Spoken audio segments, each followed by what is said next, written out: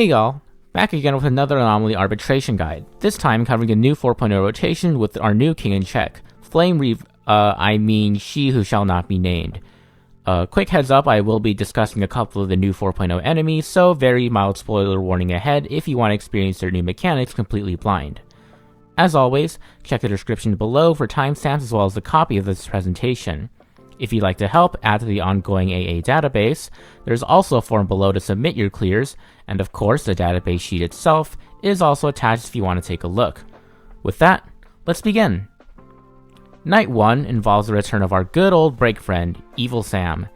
If locking your sub DPSs out of critting and giving 200% break effect to your carry wasn't favorable enough for break, well, the anti-crit tempering stage debuff makes its return. That being said, the Wave 1 enemy lineup is absolutely free for DOT, so the other non-crit archetype performs quite nicely here as well. Very good timing with the recent Black Swan Nova Flare and free Kafka opportunity. If you are playing crit though, it's not necessarily doomed. While tempering punishes lots of small frequent attacks, Wave 1 does quite handily fall to attack spam, thanks to the elite's self-damaging mechanics after taking a set number of attacks. It may be helpful to remember that Dark Sam acts at 52.6 AV, so if you can enter Wave 2 with your DPS able to act before then, perhaps via a mid-turn kill or some sort of self-advanced action, it's basically a free turn for your carry. As always, most runs will want to prioritize killing the stings, not just for the extra vulnerability and action delay upon killing all 4, but also because their death damage isn't affected by the tempering debuff due to not being crit damage. And funny enough, it does deal wind damage, which Dark Sam is weak to. For the Wave 1 elites, the Dino or Dreamjolt Troupes beyond Overcooked has a decent toughness of 160 and is somewhat slow at 132 speed. All of its attacks, however, have a random chance to slow, which can be really frustrating for certain speed tuning setups. It normally performs a single target and blast attack on each of its turns, but hit it with a total of 6 attacks and or DOT procs, and it will delay its next action by 100%. If you can hit 6 more total attacks and dot procs before its next action, you'll get rewarded with a very generous minus 50% defense down for 1 turn, and a self-inflicted 30% max HP to itself and 5% to others, or about 600k and 100k damage respectively. Interesting side note, but because DOT already stacks so much defense shred from Black Swan, Hycelins, and 4-piece Prisoner alone, the damage amp from the 50% defense down won't actually be all that noticeable due to overcapping defense shred. Still, free 30% max HP is free 30% max HP. If not though, then you'll get hit with a very strong AoE attack. Breaking will cancel this attack but also remove all stacks, meaning you won't get that self-damaging mechanic. As for the Lady of Crashing Waves, I've gone over them quite a few times before, so to go fast, hit it or any of the fishies 5 times and it will immediately take a turn. Turn 1 opens with a blast and AoE that increases your damage taken. Turn 2 has it summon 2 servants that always attack with AoEs and deal a small amount of death damage, and then initiates a delayed damage state for everyone, where 70% of the damage all enemy fishies take and 50% of all damage you take is converted into DOT for 2 turns. Triggered DOTs will still deal their full damage though, from your side, so if the self-action advance wasn't already enough, it's a free win for Dot here too. During this time, the self-advance condition also decreases from 5 hits to 4, and the Lady will always hit when its own AoEs when advanced. So in other words, you can farm lots of hit energy, should you have the sustain to survive. Now, onto the boss itself. Dark Sam actually has 20% less HP than their current MOC 12 appearance, making this an even easier fight for non-crit teams, and a bit more even for crit teams. This extends down to its stings that now have closer to 800,000 HP instead of the previous near 1 million. For a full breakdown of its attack patterns, feel free to check out my actual Dark Sam tutorial, since its behavior hasn't changed from MOC. But, in short, turn 1 has it perform a single target attack, then summon 4 stings and then choose 1 character to be the nemesis. They gain 200% break effect, an immediate turn, the exclusive right to deal crit damage to the stings at the cost of taunting every single one of them.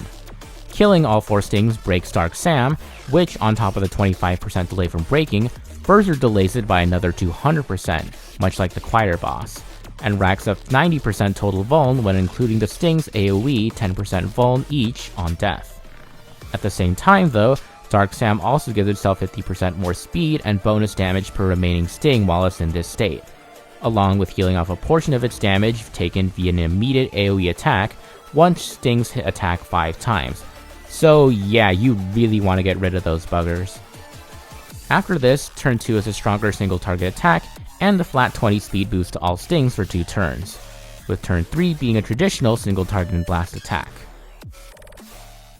Moving on to Night 2, you might already notice a significant leap in HP compared to Night 1 Wave 1, with both elites having about 800,000 more HP, and Flame Reaver itself, while having 70% more HP than its last appearance 2 MOC cycles ago. As if this giant leap wasn't enough to make speedrunning this stage difficult, Inversion makes its return, punishing attack spam with the exception of HP drain archetypes, as well as Depowered, massively slowing down every traditional energy character not named Aglaya or Firefly, the former of whom sadly falls straight into that attack spam category. This stage by far checks the hardest if you have a sustain, with the Corroded Daemon cancelling its second attack and inverting its defense by 30% instead, should you keep everyone at full HP. Speaking of second turns, once Dark Sun Gryphon comes out, try breaking or CCing the archers before its second turn to avoid a triple AoE attack from all 3 of them. Heck, kill them if you can for some bonus damage back onto the Gryphon. As for Reaver, if you're keeping pace, it'll spawn clones about every half cycle, meaning that for the average 3-star clear or 2 cycles, you'll want to at least 0 cycle the first wave and then kill all 4 clones every time they appear.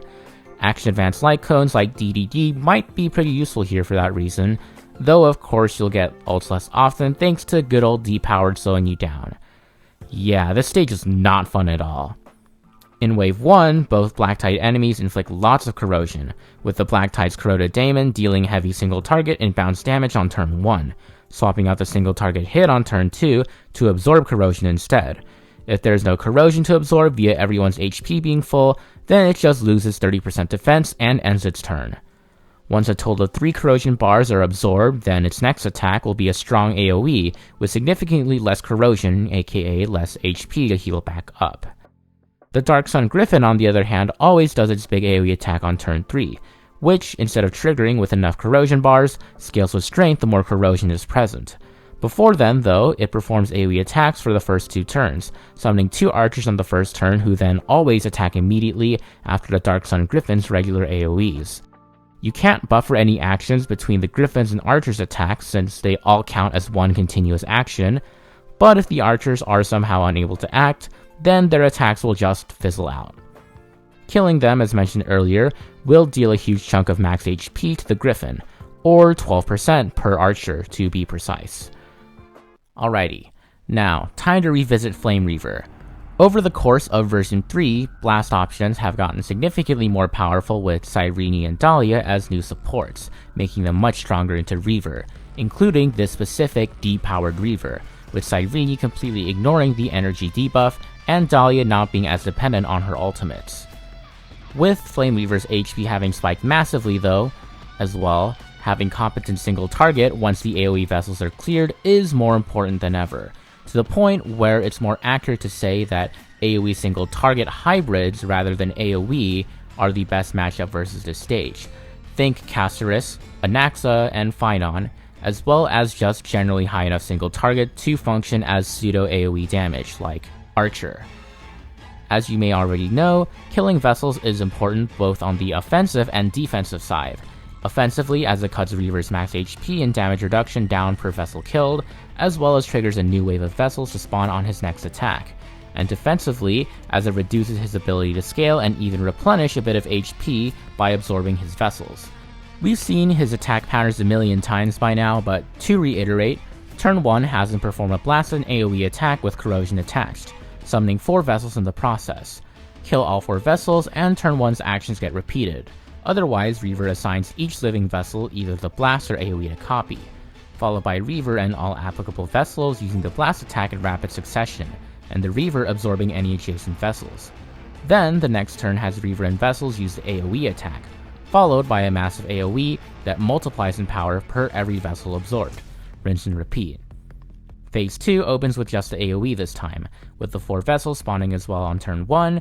All vessels copy the AoE attack now, which comes out on turn 2, followed by Reaver absorbing all vessels still alive, then spawning 8 more vessels. For every vessel not absorbed during the phase, on top of the vessels that were just absorbed, Reaver's nuke next turn will hit even harder, capping at about 6 times its original power should you fail to dispatch even a single vessel.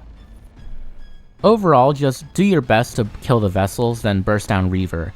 Realistically, there's not much you can gain from studying the attack mechanics other than determining how fast Reaver spawns his vessels, since the main factor in 3-star clearing this fight this time is time taken, not damage received. Night 3 introduces our first new enemy in this lineup with the Canvas Peacock. Sitting at over a staggering 3 million HP, it's somewhat like the evolution of the Overcooked Dino back in Wave 1. Except this time it chills elation damage instead of DOT damage. Next to it is a pretty standard Blaze Out of Space straight out of 1.0. Regular Sam is the boss for this stage, and just like her evil form, both the boss mechanics and stage debuffs line up to favor a certain archetype, this time being SP consumption instead of break. While the stage does have a crit damage debuff like stage 1, it can actually be gradually removed this time by spending up to 10 skill points across the whole team. Something best accomplished by the new Nova Flare Sparkle, who generates 6 SP per ult and 3 more at the start of battle, like she always has, along with her best SP guzzling carries an Archer and Sparxi. And well, as you might know, Sam also has an incentive to burn 5 SP as fast as possible. If lacking a free Sparkle to use here, then Sunday and Cyrene can serve as good substitutes, especially seeing as how Sunday's skill on the Beatified spends 1 SP per use, but costs 0 SP due to it being immediately refunded. With the Peacock being much bulkier and more threatening, you'll definitely want to focus it down out of the two. Breaking either of the elites is really good for both survival and damage, so if you can, definitely aim for it. The AV breakpoint to remember for Sam is 126.3, aka turn 2 when she unlocks her toughness and sets your SP ablaze. Remember that Nova Flare Sparkle no longer consumes SP when she uses skill, so Archer may actually need to have 6 SP in order to break Sam, rather than the previous 5, with Sparkle consuming 1 and Archer using up the remaining 4 before the full SP refund. Compared to other elites, the Canvas Peacock has a lower toughness of 120 and a high speed of 190.08. Initially, the Peacock starts in its colorless state, having no weaknesses, along with the standard 20% res that comes with normal resistance to all elements. In this form, it will hit with very weak single target hits. And while you can still forcibly implant weaknesses and reduce its toughness that way, it cannot be broken during this phase, with its toughness being unable to drop below 1. Luckily for us though, while weakness implants are nice, they certainly aren't a necessity versus the Peacock. The neat thing about this enemy is that you actually choose what weaknesses it gains, by racking up hits of a certain element until it reaches 6 total hits, with that threshold being lowered by 1 for each hit that also deals elation damage. The Peacock will then enter the color state, becoming weak to all elements that it was hit by. And this is true weakness as well. That 20% res to those implanted elements will be lowered to 0%, unlike ones that exist solely to help breaking like Fireflies and Anaxes for example. Punchline will also be awarded equal to 5 times the highest number of hits received for any one element. So if you hit it with, say, 4 fire attacks, 1 ice attack, and 1 wind attack before it enters its color state, you will be awarded with 20 punchline for the 4 fire hits. However, this is also where the Peacock starts becoming much more aggressive. On its first turn after hitting the paint state, it deals a harder hitting single target attack, followed by an AoE attack, losing 1 stack of its now 6 paint stacks per attack to deal extra damage, which has been incorporated into the damage calculuses below. The second turn is the same single target attack, followed by an AoE that consumes all remaining paint to deal extra damage. Luckily, you don't just have to sit around and let it graffiti your team, since hitting it removes 1 paint stack as well, and breaking it removes all paint stacks, dealing 3% max HP per paint stack removed and reverting it to the weakness-free but docile color state. Pretty much spam as many hits as you can, and make sure that the Peacock gains its weaknesses, you're able to rapidly burst it down soon afterwards. Elation teams will obviously excel versus this elite, but so will teams good at breaking. Alright, let's blaze through this old elite. All of the blaze out of spaces hits have a chance to burn for a small amount for 2 turns. Turn 1 is a single target attack followed by a charge, and turn 2 is a bounce attack followed by a 2-turn attack buff that can be removed early by breaking it. Got it? Cool. It's too early of an enemy to have complex mechanics or even favor certain archetypes all that much. Neat. Speaking of earlier enemies though, let's take a look at Sam. Sam here actually has a bit more HP than Dark Sam, though it's still reduced by a decent amount compared to her last MOC12 appearance. She is also one of the few true single target bosses in the game, not even spawning ally minions like Aventurine or being accompanied with elites like Kafka usually is. The real fight with her starts on turn 2, where she boosts her already decent 158.4 speed by 50%, unlocks her toughness, subtracts 90% of your outgoing healing bonus, and burns your characters every time they consume any amounts of SP. With a whopping 200 toughness, certain teams will find it easier to just fulfill her alternate breaking condition of consuming 5 flaming hot skill points, which will dispel all of these effects and replace it with a 50% vulnerability debuff. Turn 1 has Sam deal a blast attack, with the start of her turn 2 initiating this state, then being followed up by the same blast attack. Turn 3 has her use a single target attack followed by an AoE with a near guaranteed burn, which can be pretty dangerous given how quickly consuming SP can set your DPS's HP down to 1. Turn 4 is a weaker AoE followed by the same blast attack on turns 1 and 2. Rinse and repeat. Note that this 90% outgoing healing penalty, like the crit damage penalty, is a subtractive debuff, meaning that most healers who already stack a bunch of outgoing healing will still be healing a lot more than just 10% of their original healing output. See especially Hyacine and Gallagher, whose outgoing healing scalings with their speed and break effect respectively allow them to stack obscene amounts of the stat. That being said, any healer should still be fine, their potency will just be reduced.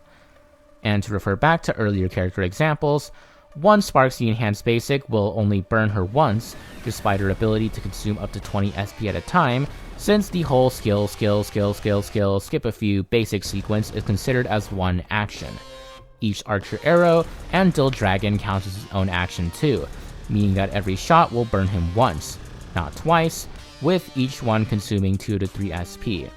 Note that the SP damage cannot ever be fatal, but watch out for that follow-up burn from Sam's Supernova Overload AoE finishing off your 1 HP carry. Now, with all that out of the way, let's review this stage's king in check, at SparxiCon Official. I'd say this king follows the trend of Last Rotation Septimus, being arguably easier than the hardest Knight stage, even without considering the 3-team restriction. While the HP values look much higher, and in fact definitely are as far as Wave 1 is concerned, we'll see how, like the boss herself, a lot of SparxiCon's threatening aura is nothing but a facade.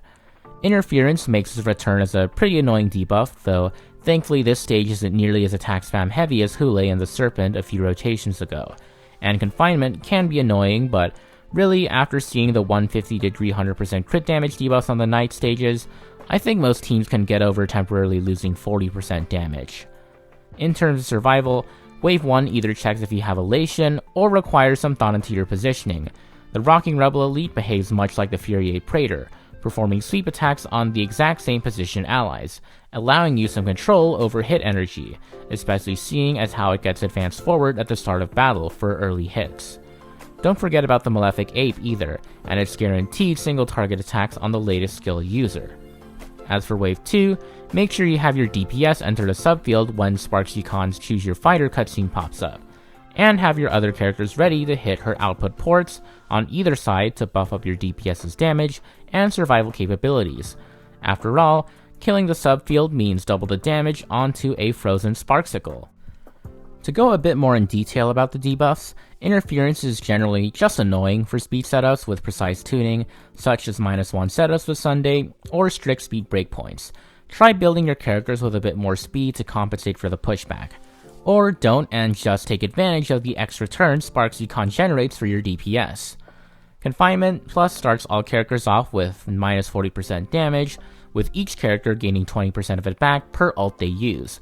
Certain characters with glacial ult rotations like Black Swan and Phynon can have trouble removing these ults quickly, but even for them this really isn't so bad. And best case scenario, Break and Elation teams can just ignore this as their debuffs don't scale off with damage percent. Definitely the most tame set of king debuffs we've gotten to date, to the point where they can easily be played around or just straight up ignored. Moving on to the buffs, it's pretty straightforward which one you should pick. For non-Elation characters, Elation Instant is literally impossible to trigger outside of SparxiCon enabling it herself, so it's a deadweight buff for them. Pick only if running Elation units, aka like just Yao Guang and Sparxi in a few days. Tears Behind Smiles is purely for dot and break characters, as not being able to crit subfield characters is pretty much a death sentence for any crit teams trying to clear this fight. Thrilling Delight is your usual generic damage buff, along with a nice speed boost to help your non-DPS team members when SparxiCon activates her live show.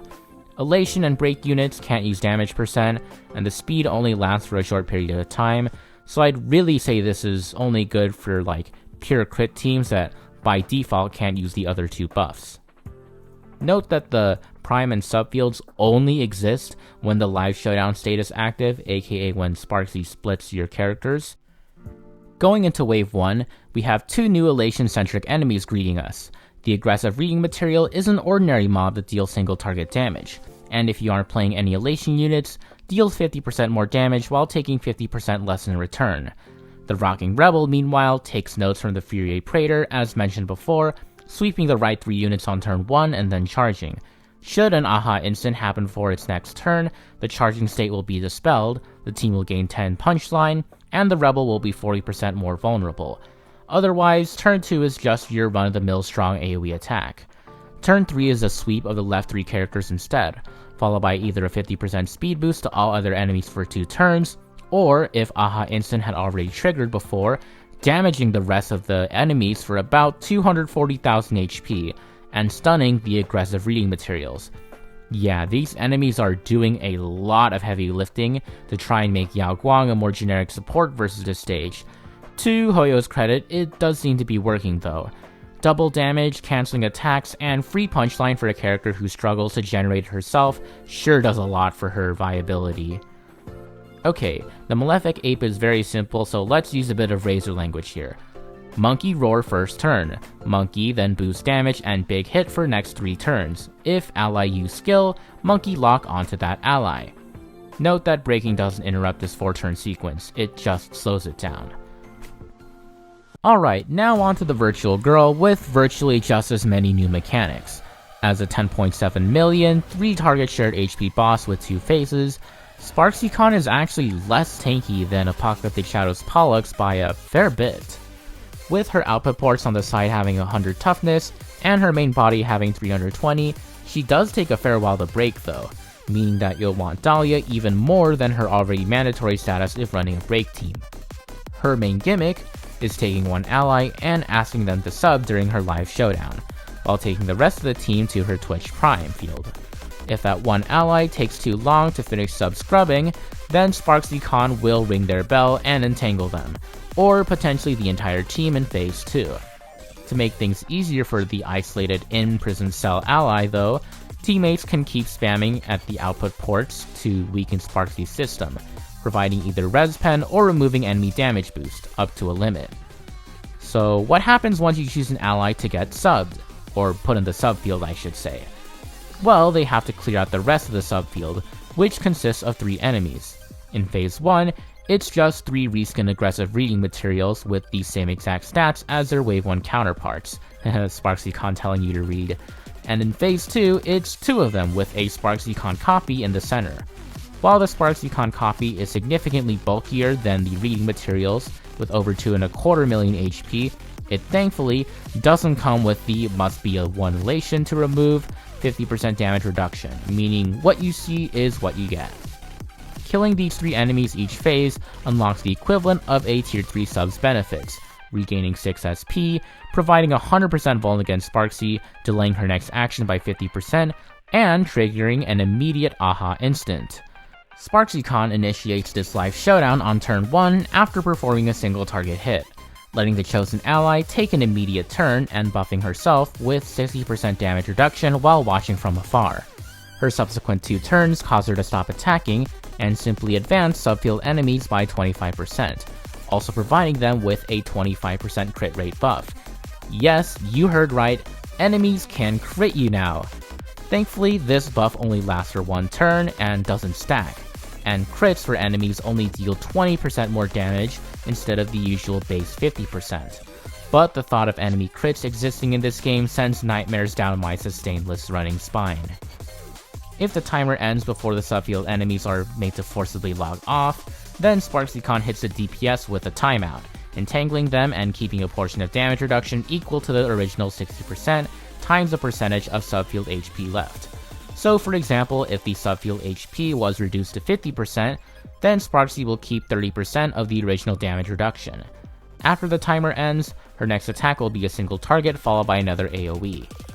Phase 2 goes much the same as Phase 1, except the single target hit on turn 1 is replaced by an AoE, and SparxiCon sets her next action to be immediately after the timer ends, should her next turn fall after that point. This is typically her turn 3.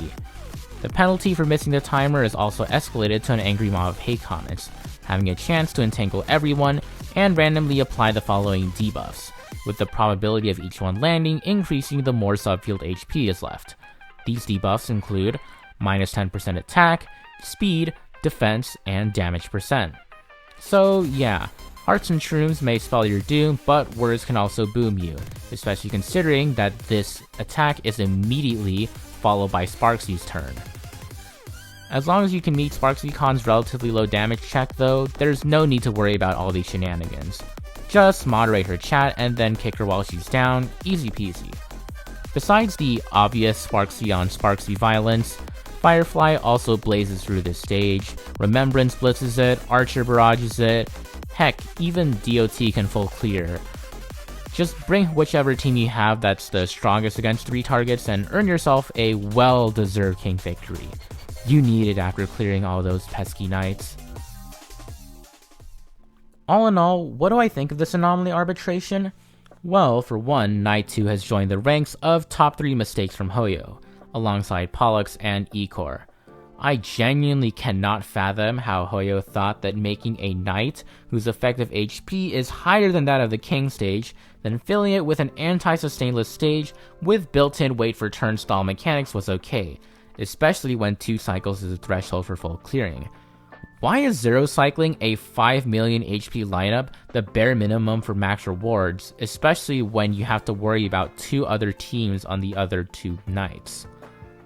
Even looking outside the blight that is Knight 2 though, the fact that each stage has pretty much one ideal solution, as evidenced by the redundancy of the 100 or so submissions I received, really doesn't bode all too well for the knights, which should by all rights be a test of account diversity.